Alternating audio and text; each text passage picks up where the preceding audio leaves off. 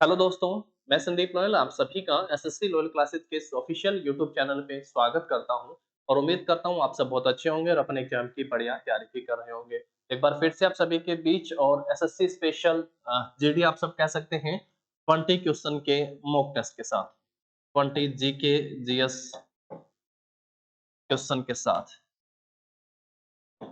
आप सब जो है एसएससी का टेस्ट पोर्टल है रॉयल क्लासेस एप्लीकेशन को जाके डाउनलोड कर सकते हैं और वहां से आप सब जो है एसएससी के टेस्ट को मॉक टेस्ट जो है वो वहां से आप सब ले सकते हैं रॉयल क्लासेस एप्लीकेशन से और अपने दोस्तों के साथ शेयर कर दीजिएगा।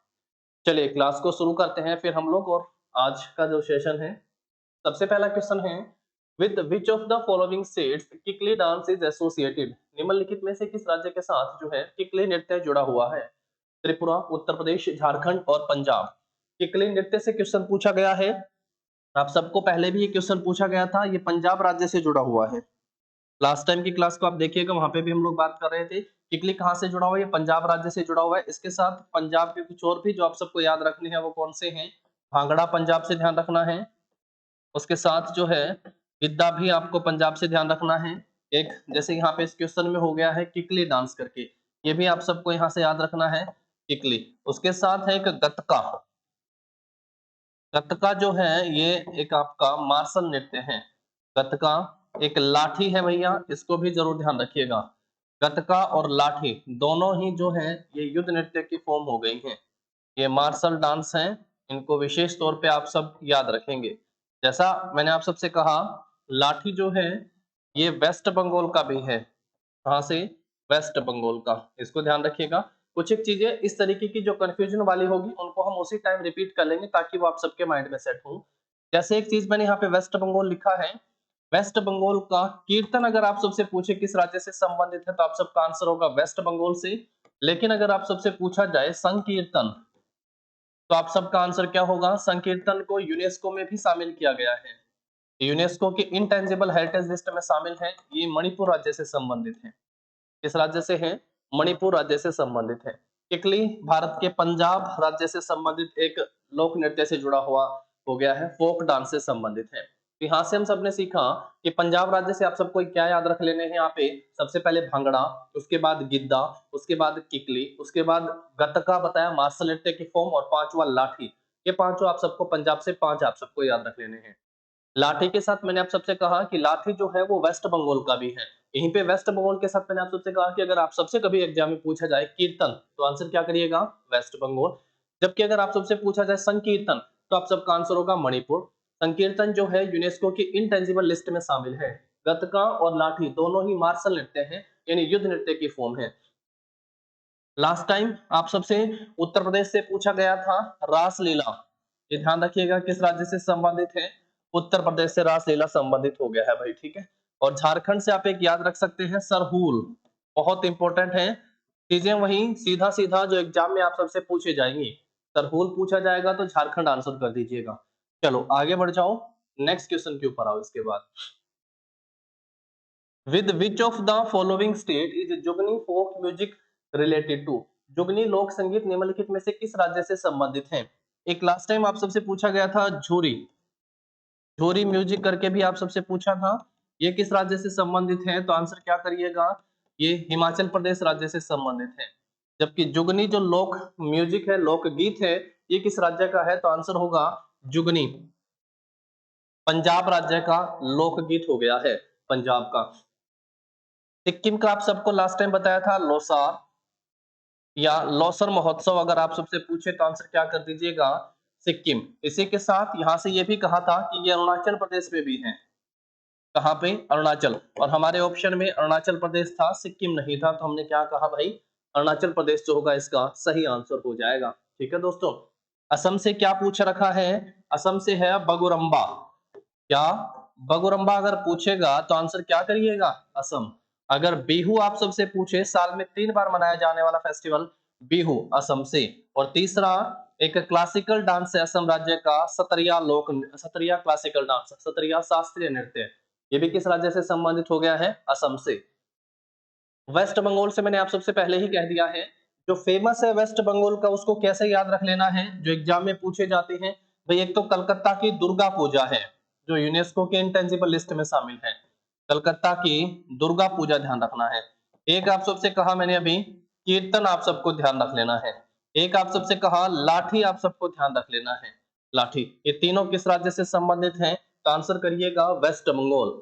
और इसमें मैंने क्या कहा, दुर्गा पूजा जो है ये यूनेस्को की अमूर्त विरासत सूची में शामिल है। एक होती है कंक्रीट स्ट्रक्चर जिसे ताजमहल यूनेस्को में शामिल है कि नहीं, इसको आप टच कर सकते हैं। अब ये दुर्गा पूजा को आप टच नहीं है, जैसे आप सबसे कहा मणिपुरी जो संकीर्तन जो नृत्य है वो मणिपुर से, उसको आप टच नहीं कर सकते हैं, वो क्या है आपका सांस्कृतिक हो गया है, आपका सांस्कृतिक विरासत आप उसे कह सकते हैं।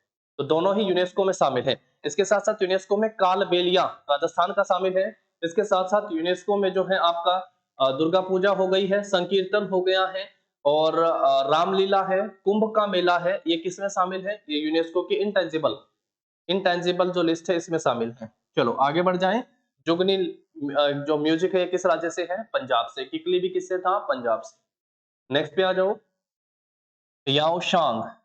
3 क्वेश्चन आप सबके आर्ट एंड कल्चर से फिक्स हैं, पेपर में आने ही हैं ये question. Yaoshang, which is celebrated during spring in the month of Falgun, is associated with which of the following state? Yaoshang जिसे फाल्गुन के महीने में वसंत के दौरान मनाया जाता है, ये निम्नलिखित में से किस राज्य के साथ जुड़ा हुआ है? याओशांग, और किस महीने में मनाया जाता है? फाल्गुन महीने में। यानी ये जो है एक किस्म का इनका होली वाला फेस्टिवल हो गया है। किस राज्य से जुड़ा हुआ है याओशांग? असम, हरियाणा, महाराष्ट्र और मणिपुर। तो सही आंसर क्या हो जाएगा? ये मणिपुर का फेस्टिवल हो गया है। याओशांग किस राज्य से जुड़ा हुआ है? मणिपुर का, मणिपुरी होली फेस्टिवल के रूप में से सेलिब्रेट करते हैं। ठीक है, मणिपुर का मैंने आप सबसे कहा, मणिपुर का मणिपुरी जो है ये क्लासिकल डांस है। मणिपुरी क्या है? ये क्लासिकल डांस है मणिपुरी। और दूसरा आप सबसे क्या कहा, यहाँ का युद्ध नृत्य की फॉर्म कौन सी है? संकीर्तन, ये भी मणिपुरी संबंधित हो गया है। महाराष्ट्र से संबंधित आप सब कुछ इंपॉर्टेंट है जिनको ध्यान रख लीजिएगा, अक्सर यहाँ से एग्जाम में पूछे जाने वाले क्वेश्चन हैं जो महाराष्ट्र से आते हैं। हरियाणा से फाग, फाग कहाँ का है? हरियाणा का हो गया है फाग। असम से मैंने आप सबसे कहा बिहू, बगुरम्बा और सतरिया, ये 3 बड़े इंपॉर्टेंट है जिनको आप सबको ध्यान रख लेना है। महाराष्ट्र से मुझे बताइएगा कमेंट करके कि महाराष्ट्र से संबंधित 2 बड़े इंपॉर्टेंट लोक नृत्य के रूप हो गए हैं। महाराष्ट्र से 2 बड़े इंपॉर्टेंट लोक नृत्य के रूप है जो एग्जाम में पूछे जाते हैं। थोड़ी सी मेहनत कीजिएगा, देखिएगा, सर्च कीजिएगा, जो सबसे ज्यादा एग्जाम में पूछे जाने वाले हैं महाराष्ट्र से कौन से हो गए हैं। लास्ट क्लास में आप सबको बताया भी था कि महाराष्ट्र से कौन सा हो गया, एग्जाम्पल में ऑप्शन में भी आया हुआ है। ठीक है, चलो आगे बढ़ते हैं, फिर नेक्स्ट पे आते हैं। नेक्स्ट है what is mean by bank rate? Bank दर से क्या अभिप्राय है? बैंक दर किसे कहते हैं? Long term rate at which bank lends to RBI, दीर्घ अवधि दर पर भारतीय रिजर्व बैंक को ऋण देना। Long term rate at which RBI lends to bank, दीर्घ अवधि की दर जिस पर भारतीय रिजर्व बैंक बैंक को उधार देता है। Long term rate at which government, देखो ये रेपो रेट हो गया है आपका, रिवर्स रेपो रेट है, बैंक रेट है, ये किसके? बैंकों से संबंधित है, इसमें गवर्नमेंट का हस्तक्षेप नहीं है। तो गवर्नमेंट किसी प्रकार का कर्जा नहीं देता है बैंक को, गलत हो गया है। Long term rate at which bank provides loans to customer, ये भी गलत हो गया है। पहले 2 ऑप्शन में से सही आंसर होगा कि long term rate at which RBI lends to bank, दीर्घ अवधि की दर पर भारतीय रिजर्व बैंक को उधार देता है। एक होता है रेपो रेट। रेपो रेट में क्या होता है भाई? आरबीआई जो है कॉमर्शियल बैंकों को शॉर्ट टर्म के लिए लोन दे देता है, रेपो रेट कहलाता है। रेपो रेट 6.550% है अभी। एक होता है reverse repo rate, reverse repo rate. Reverse repo rate में क्या होता है? आरबीआई को जब पैसे की जरूरत है तो वो कॉमर्शियल बैंक से उधार ले लेता है पैसे। ये एट प्रेजेंट अगर आप सब देखेंगे तो 3.35% के आसपास है। एक है बैंक रेट, बैंक रेट में जो है वो सिक्योरिटी बाय नहीं करता है आरबीआई। ठीक है, रेपो रेट की तरह पैसा देता कौन है? आरबीआई देता है। किसे देता है? कॉमर्शियल बैंकों को ही देता है। रेपो रेट जहां तक मुझे ध्यान है अभी 5.15% के आसपास है, पर ये जो डाटा है ये चेंज होता रहता है। ठीक है, बहुत कम चांसेस है कि आपके एग्जाम में यहाँ से कि कितना है आए, बहुत कम चांसेस है। फिर भी जाते टाइम एग्जाम में आप सब एक बार इनको जरूर देख लीजिएगा। ठीक है, तो ऑप्शन क्या होगा हमारा, बी सही आंसर हो जाएगा। दीर्घ अवधि लॉन्ग टर्म के लिए आरबीआई जो बैंकों को पैसा उधार देता है वो बैंक रेट पे देता है। नेक्स्ट पे आओ, which among the following is an example of indirect tax, निम्नलिखित में से कौन सा अप्रत्यक्ष कर का एग्जांपल है। एक होता है भाई आपका डायरेक्ट टैक्स, डायरेक्ट टैक्स हो गया है, और एक होता है indirect tax, indirect tax, direct tax और इनडायरेक्ट टैक्स। डायरेक्ट जो प्रत्यक्ष रूप से आपके ऊपर लगता है, ये कौन सा टैक्स होता है भाई, जैसे कोई टैक्स लगा है आपकी इनकम के ऊपर, ये आपने कमाया और उसके ऊपर आपका टैक्स लगा, तो ये डायरेक्ट टैक्स हो गया है।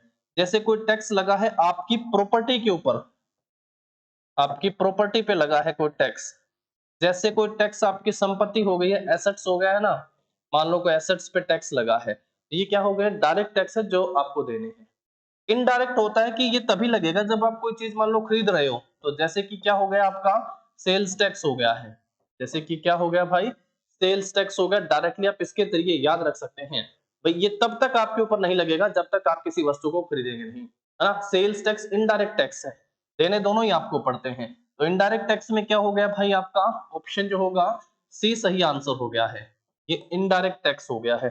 समझ पाए मेरी बात को, आपको जीएसटी भी इसी में शामिल हो गया है। चलो आगे बढ़ाएं क्लास को, नेक्स्ट क्वेश्चन के ऊपर आ जाओ फिर इसके बाद। नेक्स्ट देखो, what is the relation between power, voltage and resistance. शक्ति जिसका P सिंबल हो गया है, वोल्टेज इसका सिंबल V है, और रेजिस्टेंस इसको हिंदी में प्रतिरोध कहते हैं R, के बीच का क्या संबंध है, इनका संबंध आप सबको बताना है भाई। देखो पावर का एक फॉर्मूला होता है I स्क्वायर R, पावर का एक फॉर्मूला होता है भाई I स्क्वायर R, ठीक है। I का मतलब हो गया है करंट, R का मतलब हो गया है रेजिस्टेंस, I का मतलब क्या है, यहाँ पे करंट हो गया है, जिसकी यूनिट एम्पियर होती है। आप सब जो है ओम्स लॉ के बारे में तो जानते ही हैं, है कि नहीं। Ohm's law V is equal to क्या होता है भाई, आई आर के बराबर होता है। असल में ओम्स लॉ क्या कहता है, Ohm's law states that voltage is directly proportional to current, और डायरेक्टली का साइन हटाते हैं तो इक्वल के साथ एक कांस्टेंट आता है रेजिस्टेंस R, जिसकी यूनिट ओम होती है। अब यहां से अगर आप सब I की वैल्यू निकालें, इक्वल का साइन है, ये I है, यहाँ पे ये V है, तो ये R के साथ मल्टीप्लाई में है, दूसरी साइड जाएगा तो कहां पे जाएगा, ये डिवाइड में चला जाएगा। तो I की वैल्यू कितनी आ गई है दोस्तों, V अपॉन R। अगर हम लोग ये वैल्यू यहाँ I की जगह रख देते हैं, जरा देखिएगा, P is equal to I की जगह रखेंगे V upon R, V upon R, लेकिन I का क्या था, स्क्वायर था, इन दोनों का भी क्या हो जाएगा भाई, square, V square upon R square, multiply में यहाँ पे ये क्या है R, हम लोग ये R यहाँ पे रख देते हैं। अब देखिएगा R से इसका स्क्वायर कट गया, यानी P इज इक्वल टू क्या बचा, V स्क्वायर अपॉन R, तो ये रिलेशन बन गई है दूसरी। ये फॉर्मूला, इस फॉर्मूले से ओम्स लॉ से आप सब इस रिलेशन को निकाल सकते हैं, और यही आप सबसे पूछी है। वी आर स्क्वायर नहीं होगा, वी अपॉन आर स्क्वायर नहीं होगा, वी स्क्वायर अपॉन आर, जो किस ऑप्शन में दिया गया है, तो ऑप्शन सी में दिया गया है, ठीक है। तो ऑप्शन सी क्या हो जाएगा हमारा यहाँ पे इस क्वेश्चन का सही आंसर हो जाएगा। चलो नेक्स्ट पे आ जाओ फिर इसके बाद। नेक्स्ट देखो, which of the following kingdom has prokaryotic cell type, ये आप सब एनिमल किंगडम, प्लांट किंगडम पढ़ के भी आते होंगे, है ना। तो वहां से क्वेश्चन पूछा गया है कि कौन सी जो किंगडम है वो जिसमें प्रोकैरियोटिक सेल होते हैं। प्रोकैरियोटिक सेल जो होते हैं ये क्या होते हैं भाई, ये सिंगल सेल होते हैं। क्या होते हैं भाई, सिंगल सेल्ड ऑर्गेनिज्म को जो है प्रोकैरियोटिक सेल हो गए हैं, सिंगल सेल्ड ऑर्गेनिज्म। और ये किस किंगडम में पाए जाते हैं, मोनेरा, प्रोटिस्टा, फंगाई और प्लांटे। तो सही आंसर क्या होगा, मोनेरा में। थोड़ा सा बायो के स्टूडेंट है तो आप सबको ये पता होगा। दो क्वेश्चन साइंस से आने ही हैं आपके एग्जाम में, दो क्वेश्चन साइंस से आने हैं, और क्योंकि जैसा आप सब जानते भी हैं, अगर DSSB में आप तैयारी कर रहे हैं तो वहां पे आप देखेंगे कि 200 क्वेश्चन आपको 120 मिनट में करने हैं। अगर आप SSC में तैयारी कर रहे हैं तो आप सबको पता है कि 100 क्वेश्चन है वो 60 मिनट 1 घंटे में करने, बात एक ही है। तो ये बड़ा रोल इंपॉर्टेंट है जीएस का, तो ये सबसे कम समय में आपको निपटाना होता है भाई। नेक्स्ट देखो, in which ocean is the 90 east ridge located, 90 east ridge किस महासागर में स्थित है, इसको क्या कह देते हैं, देखो 90 डिग्री ईस्ट रिज बोल देते हैं या कई बार जो है 90 ईस्ट रिज भी बोल देते हैं, एक ही बात है। ऐसा इसलिए बोला जाता है कि ये जो है ईस्टर्न हेमिस्फीयर में 90 डिग्री इसके जो पैरेलल आती है, इसलिए ईस्टर्न हेमिस्फीयर में है, इसलिए इसको ऐसा बोल देते हैं। और ये है कहाँ पे भाई? पहला ऑप्शन है अटलांटिक ओशियन, आर्कटिक, इंडियन और पैसिफिक। तो ये इंडियन ओशियन में है। क्या आंसर हो जाएगा? Indian ocean. अगर कभी पूछा जाए 90 ईस्ट रिज किस महासागर में स्थित है, देन आंसर कीजिएगा इंडियन ओशियन में जो है 90 ईस्ट रिज स्थित है। तो ऑप्शन क्या हो जाएगा हमारा? सी इसका सही आंसर होगा। चलो आगे बढ़ाते हैं, नेक्स्ट पे आ जाओ। In which of the following state is the Chandil dam located? तो चैंडिल या चंडिल जो बांध है ये भारत के किस राज्य में स्थित है? चैंडिल डैम जो है, एक ही क्वेश्चन ज्योग्राफी से आप सब देखिएगा, डैम से ही पूछा जा रहा है। लास्ट टाइम आप सब ने पढ़ा होगा उकाई और काकरापारा, उकाई और काकरापारा, ये बांध जो है ये किस राज्य में स्थित है? उकाई और काकरापारा बांध किस राज्य में स्थित है? चलिए, चैंडिल डैम जो है, अगर आप सबसे पूछा जाए कि ये भाई किस नदी पर स्थित है, तो आंसर करिएगा ये सुवर्ण रेखा नदी पर स्थित है। सुवर्ण रेखा रिवर हो गई है। और उकाई और काकरापारा जो है ये ताप्ती नदी पर स्थित है। कौन सी नदी हो गई है? ताप्ती। चैंडिल डैम है किस राज्य में? तो ये झारखंड पे स्थित है भाई, झारखंड में स्थित है। और उकाई और काकरापारा ये दोनों कहाँ पे स्थित है? तो आंसर करिएगा ये गुजरात में स्थित है। कहाँ पे है? ये दोनों ही गुजरात में स्थित है। तो यहाँ पे तो आपसे चैंडिल डैम के बारे में पूछा हुआ है, तो ये कहाँ पे हो गया है आपका? ये झारखंड में है। ऑप्शन क्या आंसर कर देना यहाँ से? बी जो होगा यहाँ पे सही आंसर होगा। पेपर है, ये क्वेश्चन पूछा गया है ज्योग्राफी से, अगर आप पढ़ के आते हैं नदी घाटी परियोजनाएं, बहुउद्देशीय नदी घाटी परियोजनाएं, रिवर प्रोजेक्ट पढ़ के आते हैं, मल्टीपर्पज रिवर प्रोजेक्ट, तो आप सब वहां से इन क्वेश्चनों को देख के आते हैं। ये बड़े इंपॉर्टेंट है भाई, और यहाँ से अक्षर एग्जाम में क्वेश्चन पूछा जा रहा है बहुत कम संख्या में। इंपॉर्टेंट है ये डैम, अगर आप पढ़ लेते हैं तो आपका यहाँ से एक क्वेश्चन तो 100% सही हो जाना है। चलो नेक्स्ट पे आ जाओ। In which of the following state is the Garo hill located? Garo, Khasi और जयंतिया, ये तीन बड़ी इंपॉर्टेंट पहाड़ियां हैं। गारो, खासी और जयंतिया। गारो, खासी और जयंतिया की पहाड़ियां किन राज्य में स्थित हैं? गारो, खासी और जयंतिया, यहाँ पे सर्वाधिक बारिश भी होती है, इसीलिए भी इसको जाना जाता है। ये कहाँ पे स्थित है? ये मेघालय में स्थित है। मेघालय में गारो, खासी, जयंतिया की पहाड़ियां। लास्ट क्लास देखियो तो आप सबको पता हो तो अरावली से पेपर में क्वेश्चन पूछा गया था। अरावली की पहाड़ियां कहाँ पे स्थित हो गई हैं? ये माउंट आबू के नजदीक हम लोग पढ़ के आए थे, राजस्थान में। और इसकी सबसे ऊंची चोटी बताई थी आप सबको, गुरु शिखर। राजस्थान की सबसे ऊंची चोटी, अरावली की सबसे ऊंची चोटी भारत में गुरु शिखर, माउंट आबू के नजदीक, 1722 मीटर ऊंचाई के साथ अरावली। तो ऑप्शन हमारा यहाँ से क्या हो जाएगा? मेघालय जो है, ऑप्शन बी मार्क कर देंगे, यहाँ से सही आंसर हो जाएगा। एक डैम का पूछा है और एक माउंटेन से आप सबसे क्वेश्चन पूछ रहा है पेपर में, दो क्वेश्चन ये वाले ज्योग्राफी से आ रहे हैं। नेक्स्ट देखो इसके बाद फिर, व्हेन डिड द चोरा चोरी इंसिडेंट टेक प्लेस? चोरा चोरी की घटना कहाँ से कब हुई थी? ये क्वेश्चन जो है हिस्ट्री से आया है मेरे दोस्तों, हिस्ट्री इतिहास से। और इतिहास में क्वेश्चन सर्वाधिक जो इंपॉर्टेंट है वो गांधी युग को आप सबको पढ़ के आना है। गांधीयन एरा को आप सब पढ़िएगा, गांधी युग को, जहां से पेपर में क्वेश्चन आप सबसे पूछे जा रहे हैं। ठीक है, चलिए, महात्मा गांधी से संबंधित है। चोरी चोरा की घटना जो है ये कहाँ पे होती है? तो ये उत्तर प्रदेश के गोरखपुर में होती है भाई। उत्तर प्रदेश के गोरखपुर में ये इंसिडेंट होता है। और इसके बाद महात्मा गांधी क्या करते हैं, इन्होंने एक मूवमेंट चला रखा था, 1920 की बात है, 1920 में महात्मा गांधी ने जो है सिविल डिसोबीडियंट मूवमेंट, और एक इंपॉर्टेंट आपका जैसे एक सविनय अवज्ञा आंदोलन है और एक असहयोग आंदोलन है, नॉन कोऑपरेशन मूवमेंट। तो 1920 में था महात्मा गांधी का नॉन कोऑपरेशन, असहयोग आंदोलन, नॉन कोऑपरेशन मूवमेंट। और 1930 में महात्मा गांधी ने चलाया था सविनय अवज्ञा, सिविल डिसोबीडियंट मूवमेंट। तो ये महात्मा गांधी के द्वारा जो है आप यूं कह सकते हैं अगस्त 1920 में ये आंदोलन महात्मा गांधी के द्वारा शुरू किया गया था। इसी आंदोलन के चलते जो है चौरी चौरा की घटना होती है फरवरी 1922 में। 4 या 5 फरवरी 1922 को जो है ये घटना होती है और यहाँ पे जो हिंसक भीड़ थे उसने एक थाने में आग लगा दी थी जिसमें कुछ पुलिस वाले जिंदा जल गए थे। इसी घटना से आहत होकर महात्मा गांधी ने 11 फरवरी 1922 को अपना ये वापस ले लिया था भाई। 11 फरवरी 1922 असहयोग आंदोलन जो है महात्मा गांधी ने वापस ले लिया था। तो ये समय कब था? 1920। लास्ट टाइम आप सबसे पेपर में क्वेश्चन पूछा गया था रॉलेट एक्ट के बारे में। तो रॉलेट एक्ट जो है ये कब आया था? तो 1919 में आया था। इसी के जवाब में महात्मा गांधी ने, आप यूं कह सकते हैं, जलियांवाला बाग हत्याकांड 1919 में होता है, रॉलेट एक्ट 1919 में आता है और रॉलेट एक्ट के खिलाफ महात्मा गांधी का पहला राष्ट्रव्यापी आंदोलन था।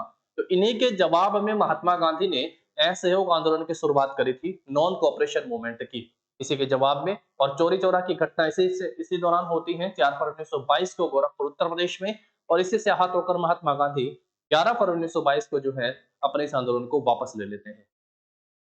चलो 1930 में आप सब जो है एक दांडी यात्रा महात्मा गांधी से संबंधित ध्यान रखेंगे, दांडी मार्च और सिविल डिसोबीडियंट मूवमेंट, सविनय अवज्ञा आंदोलन, सिविल डिसोबीडियंट मूवमेंट, ये ध्यान रखेंगे भाई। सविनय अवज्ञा आंदोलन, सविनय अवज्ञा आंदोलन, ये दोनों ही आप सबको ध्यान रख लेने हैं। ठीक है दोस्तों, चलो आगे बढ़ाते हैं क्लास को, नेक्स्ट पे आ जाओ फिर। Which among the following was the center of the Harappan civilization?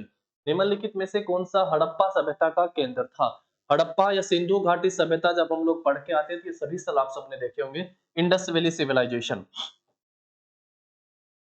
Indus valley civilisation, Sindhu घाटी सभ्यता, ठीक है, पता ही होगा आप सबको। सिंधु घाटी सभ्यता, धोलावीरा, लोथल और सुत्का-गेंदोर, कालीबंगा, मोहनजोदड़ो, ऑप्शन डी में। लोथल जो है, ये तीनों ही जो है ना, धोलावीरा हो गया है, लोथल हो गया है या सुत्का-गेंदोर, ये क्या थे भाई? ये आप लोग स्मॉल पोर्ट टाउन के रूप में पढ़ के आते हैं। अगर आप सबसे पेपर में पूछा जाए कि बंदरगाह के साक्ष्य कहां से प्राप्त होते हैं, तो आप सब कहते हैं लोथल और सुत्का-गेंदोर से जो है, यहाँ से बंदरगाह के साक्ष्य प्राप्त होते हैं। कालीबंगा या मोहनजोदड़ो जो है, ये मेजर सिटी थी, ये मेजर प्लेस आप सब कह सकते हैं, जो कि हड़प्पन सिविलाइजेशन से संबंधित है। कालीबंगा आप लोग पढ़ के आते हैं, राजस्थान में स्थित है। कालीबंगा कहाँ पे स्थित है दोस्तों? राजस्थान में स्थित है कालीबंगा। यहाँ से क्या प्राप्त होते हैं? तो यहाँ से आप सबको ध्यान रखने हैं भैया, हल रेखाएं प्राप्त होती हैं। हल रेखाएं कहाँ से प्राप्त होती हैं? तो कालीबंगा से प्राप्त होती हैं हल रेखाएं। लोथल से सबसे पहले चावल के साक्ष्य प्राप्त होते हैं। लोथल से चावल के साक्ष्य, चावल का क्या लगता है? भोग लगता है। तो अगर आप सबसे पूछा जाए कि लोथल किस नदी के किनारे स्थित है, तो आपका आंसर क्या होगा? ये भोगवा नदी के किनारे स्थित है। कालीबंगन जो है, ये किस नदी के किनारे स्थित है? तो आंसर क्या करिएगा? ये घग्गर नदी के किनारे स्थित है। कालीबंगन घग्गर नदी के किनारे स्थित है। लोथल जो है, ये भोगवा नदी के किनारे स्थित है। धोलावीरा जो है, इकलौता ऐसा स्थल है सिंधु घाटी सभ्यता का जिसको किस में शामिल किया गया है? यूनेस्को में शामिल किया गया है। यूनेस्को की जो है यूनेस्को के वर्ल्ड हेरिटेज साइट में इसको शामिल किया गया है। धोलावीरा गुजरात में स्थित हो गया है। ठीक है, चलो आगे बढ़ाते हैं क्लास को। ये हिस्ट्री से क्वेश्चन था, यहाँ से क्या ध्यान रखना है?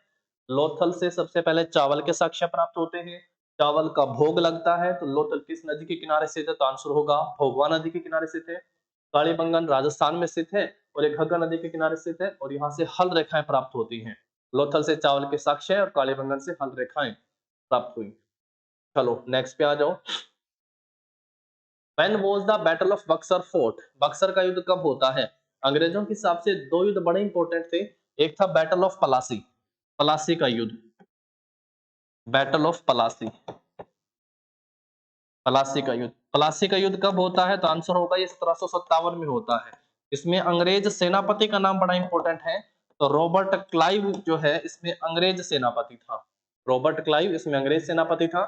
बक्सर का युद्ध कब होता है? तो बक्सर का युद्ध 1764 में होता है और इसमें अंग्रेज सेनापति कौन था? तो आंसर करिएगा हेक्टर मुनरो।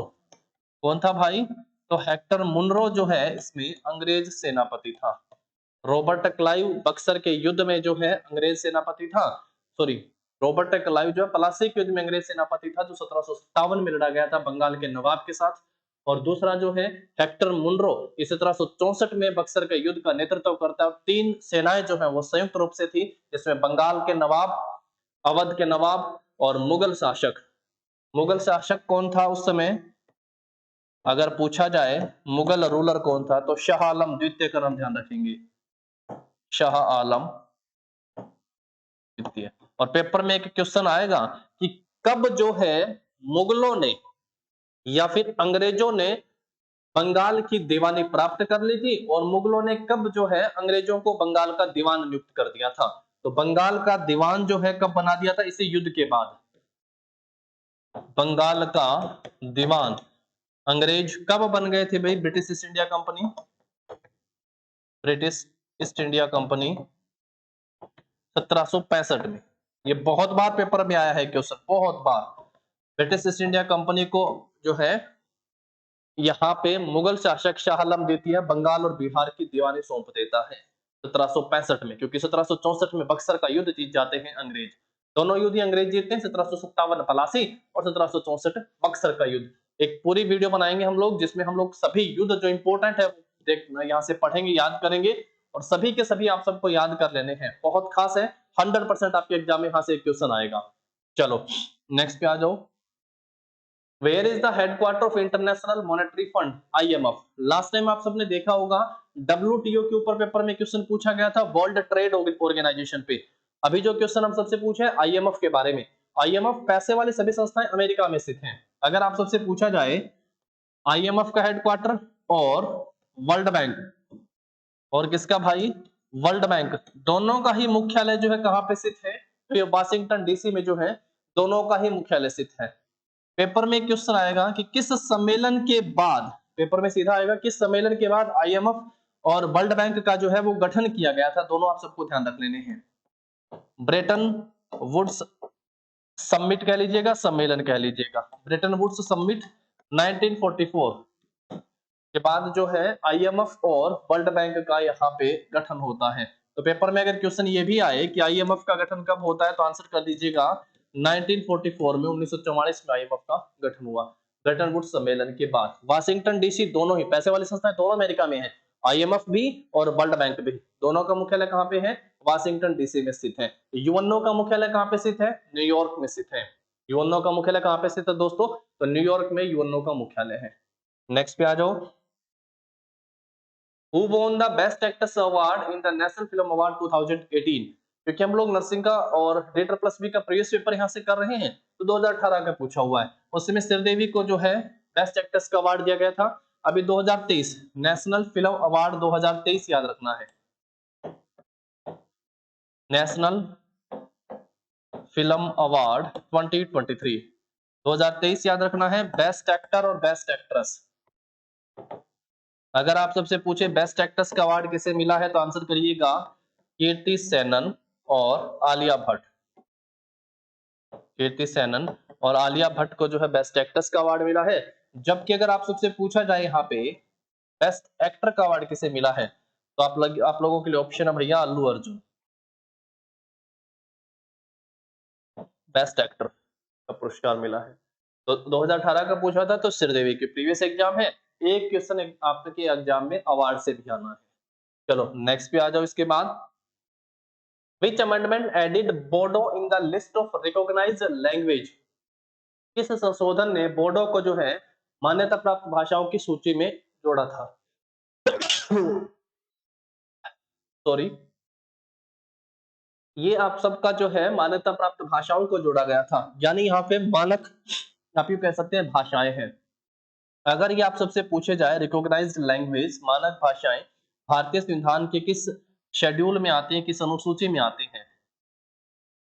या आप सबसे पूछे जाए अनुसूची, शेड्यूल या अनुसूची, तो क्या कहेंगे भैया? 8वें शेड्यूल में आती है। टोटल मानक भाषाएं पहले कितनी थी? 14, फिर 1 ऐड की गई, उसके बाद 3 ऐड की गई, 1 और 3 कितनी होती है 4, उसके बाद कितनी ऐड की गई 4। अब टोटल कितनी मानक भाषाएं हैं, तो आप सबका आंसर होगा टोटल 22 मानक भाषाएं हैं। ये एक मानक भाषा जो ऐड की गई थी ये कौन सी थी दोस्तों, ये थी सिंधी भाषा। उसके बाद 3 जो ऐड की गई थी वो कौन सी थी, वो थी नेपाली, कोंकणी और मणिपुरी। अभी टाइम है ना, तो टाइम रहते चीजों को अच्छे से तैयार किया जा सकता है, और एकदम से जब एग्जाम सर पे आएगा तो आप सोचेंगे कि छोड़ो यार इसको नहीं कर पाएंगे, और ये वो चीज है जो सिलेक्शन करवाएगी। नेपाली, कोंकणी और मणिपुरी। जो 4 भाषाएं जोड़ी गई थी वो कौन सी थी, बोडो, डो से याद करो डोगरी, बोडो डोगरी। उसके बाद एक है संथाली और एक है मैथिली। संथाली और मैथिली जो है ये 4 भाषाएं जोड़ी गई थी। अब ये एक भाषा जो है ये कौन से संविधान संशोधन के तहत ऐड हुई थी, तो इसके लिए भारतीय संविधान में संशोधन हुआ था 21वां। ये 3 जोड़ी गई थी 71वां। जैसे मैंने कहा 1 और 3 4 होते हैं, 71 और 21 कितने होते हैं 92। तो ये जोड़ी गई थी 4 92वें संविधान संशोधन के कारण में। 21वां कब होता है दोस्तों, 1967 में। 71वां कब होता है, ये 1992 में। और 92वां संविधान संशोधन कब होता है, 2003 में होता है। बस यही भारतीय संविधान का आप सबको याद रख लेना है। एक बड़ा इंपॉर्टेंट प्यारा सा क्वेश्चन आप सबके एग्जाम में यहाँ से देखने को मिलेगा, और ये बहुत हल्के से, आप यूं नहीं कह सकते बहुत गहराई में पूछे हुए क्वेश्चन है ना, बहुत बेसिक आप सब कह सकते हैं। तो बोडो भाषा को जोड़ा गया था यहाँ पे, जब 4 भाषा एक साथ जोड़ी गई थी, बोडो, डोगरी, संथाली और मैथिली। 92वें संविधान संशोधन वर्ष 2003 में। तो ऑप्शन क्या मार्क कर दोगे यहाँ से, सी सही आंसर हो जाएगा। 21, 71 और 92, 14, 1, 3 और 4। बस पहली एक भाषा जो जोड़ी गई थी 21वें संविधान संशोधन में वो सिंधी थी, 3 मणिपुरी, नेपाली और कोंकणी, और उसके बाद 4 बोडो, डोगरी, संथाली और मैथिली। चलो आगे बढ़ाएं क्लास को, नेक्स्ट पे आ जाओ। The existence of the concept of a republic in the Indian Constitution is borrowed from the Constitution of Paris। भारतीय संविधान में गणतंत्र का जो गणतंत्र शब्द जो है ये किस देश के संविधान से लिया गया है। एक क्वेश्चन बोरोविंग फीचर से आएगा। बोरोविंग फीचर किस देश के संविधान से क्या लिया गया है, जैसे एक पेपर में आया था सिंगल सिटीजनशिप, एकल नागरिकता का प्रावधान, सिंगल सिटीजनशिप, एकल नागरिकता का प्रावधान जो है ये किस देश के संविधान से लिया गया है। एकल नागरिकता, सिंगल सिटीजनशिप, ये कहां से लिया गया है, ब्रिटेन से लिया गया है। उसके बाद आ गया है आपका रिपब्लिक, इस क्वेश्चन का आंसर क्या हो गया, फ्रांस के संविधान से लिया गया है। लास्ट टाइम भी मैंने आप सबसे कहा जो इंपॉर्टेंट है वो याद रखो। अगर आप सबसे पूछा जाए फंडामेंटल ड्यूटीज, अगर पूछा जाए किस देश के संविधान से लिए गए हैं, फंडामेंटल राइट्स, मौलिक अधिकार किस देश के संविधान से लिए गए हैं, कंकरेंट लिस्ट, हिंदी में कहते हैं कंकरेंट लिस्ट को, समवर्ती सूची, ये किस देश के संविधान से ली गई है, क्या आंसर करिएगा। देखिए फंडामेंटल ड्यूटी जो है ये किससे ली गई है, यूएसएसआर से, रूस से लिया गया है। फंडामेंटल राइट जो है ये अमेरिका के संविधान से, और कंकरेंट लिस्ट जो है ये ऑस्ट्रेलिया के संविधान से लिया गया है। कंकरेंट लिस्ट किस देश के संविधान से लिया गया, ऑस्ट्रेलिया के संविधान से। सिंगल सिटीजनशिप, एकल नागरिकता का प्रावधान जो है ये भारतीय संविधान में ब्रिटेन से लिया गया है। भारतीय संसद होगी, 2 सदन होंगे, लोकसभा, राज्यसभा, ये प्रावधान भी जो है ब्रिटेन से ही लिया गया है। चलो नेक्स्ट पे आ जाओ फिर इसके बाद। Who was the first chairman of the Fundamental Right Subcommittee of the Constitutional Assembly? संविधान सभा की मौलिक अधिकार उप समिति के पहले अध्यक्ष कौन थे। दो मैंने आप सबसे कहा था, एक तो मौलिक अधिकार और एक आप सबसे कहा था यहाँ पे माइनॉरिटी। अगर आप सबसे पूछे कि इनके अध्यक्ष कौन थे तो आंसर क्या होगा, इनके अध्यक्ष थे सरदार पटेल। कौन थे भाई, सरदार पटेल अध्यक्ष थे। उसके बाद क्या किया गया था, 2 उप समितियां बनाई गई थी। तो जो माइनॉरिटी की उप समिति बनाई गई थी, माइनॉरिटी में मुखर्जी हैं। लास्ट क्लास देखो क्या बताया था, माइनॉरिटी में कौन है, मुखर्जी है। और मौलिक अधिकार मिले जब क्या हुई, कृपा हुई, तो क्या याद कराया, कृपलानी, जेबी कृपलानी जो है इस समिति के अध्यक्ष थे। बताया था कि नहीं बताया था, और ये पेपर में पूछ लिया है। यानी यहां से आप सबने देखा पॉलिटिक्स से या पॉलिटिकल साइंस से 3 क्वेश्चन आप सबके एग्जाम में पूछे गए हैं। ठीक है दोस्तों, तो ऑप्शन क्या हो जाएगा, जेबी कृपलानी। अगर पूछे मौलिक अधिकार और माइनॉरिटी की समिति के अध्यक्ष कौन थे तो आंसर करना है सरदार पटेल। और अगर पूछे उप समिति के अध्यक्ष कौन थे, लिखा हुआ ना उप समिति के अध्यक्ष कौन थे, तो माइनॉरिटी में मुखर्जी थे, एचसी मुखर्जी। और मौलिक अधिकार सब नागरिकों को मिले, सब पे कृपा हुई, तो जेबी कृपलानी जो है इसके अध्यक्ष थे। चलो नेक्स्ट पे आओ। डेविस कप इज एसोसिएटेड, ये स्पोर्ट्स से क्वेश्चन है, दो आप सबसे पूछे जाने हैं। डेविस कप जो है वो किस खेल से जुड़ा हुआ है? डेविस कप 1900 से स्टार्ट होता है भाई, और ये किस खेल से जुड़ा हुआ है? तो टेनिस से जुड़ा हुआ है, ये ध्यान रखोगे, टेनिस से जुड़ा हो गया है। और आप सब इसके लिए जो है अभी ऑस्ट्रेलिया ओपन चल रहा है, ऑस्ट्रेलिया ओपन। एक आएगा आपका फ्रेंच ओपन, एक होगा आपका यूएस ओपन, और एक होगा आपका लंदन में खेला जाता है। ये 4 ग्रैंड स्लैम है टेनिस के, बड़े इंपॉर्टेंट है भाई चारों grand slam award, 4 grand slam tennis के लिए, इनको ध्यान रखना है। ऑस्ट्रेलिया ओपन ऑस्ट्रेलिया में खेला जाता है, फ्रेंच ओपन फ्रांस में खेला जाता है, यूएस ओपन जो है ये अमेरिका यूएस में खेला जाता है, और एक है जो ब्रिटेन में खेला जाता है, विंबलडन ओपन, ब्रिटेन लंदन में विंबलडन, विंबलडन ओपन कहाँ पे है? ये लंदन में। ये चारों ग्रैंड स्लैम भी ध्यान रखिएगा, अगर पूछे आप सबसे किस खेल से संबंधित है तो आंसर क्या कर दीजिएगा? ये टेनिस से संबंधित हो गए हैं, ठीक है, ये टेनिस से संबंधित है। चलो आगे बढ़ाते हैं क्लास को, नेक्स्ट पे आ जाओ। Which among the following team was the first one to win the Women's Cricket World Cup? Last time पूछा था वोमेन्स हॉकी वर्ल्ड कप जीतने वाली पहली टीम कौन सी थी? Hockey world cup, hockey world cup तो क्या था भाई? Netherlands, Netherlands.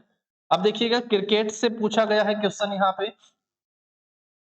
क्रिकेट का एक वोमेन, अगर पूछा जाए कभी महिलाओं का जो है वर्ल्ड कप, और एक आप सब ध्यान रखेंगे मेंस वर्ल्ड कप की, तो महिलाओं का वर्ल्ड कप जो है वो 1973 में होता है सबसे पहली बार, और पुरुषों का जो वर्ल्ड कप है 1975 में होता है। ये वर्ल्ड कप पहली बार कौन सी टीम जीतती है भाई? अगर आप सबसे पूछे महिला का, तो ये इंग्लैंड जीती थी, इंग्लैंड। और अगर आप सबसे पूछे मेंस का सबसे पहले कौन जीता था, तो ये वेस्ट इंडीज की टीम जीतती है, वेस्ट इंडीज। दोनों ने हराया किसे था? ऑस्ट्रेलिया को, ऑस्ट्रेलिया को हराया था भाई दोनों ही टीम ने, इंग्लैंड ने भी ऑस्ट्रेलिया को हराया, वेस्ट इंडीज ने भी ऑस्ट्रेलिया को हराया।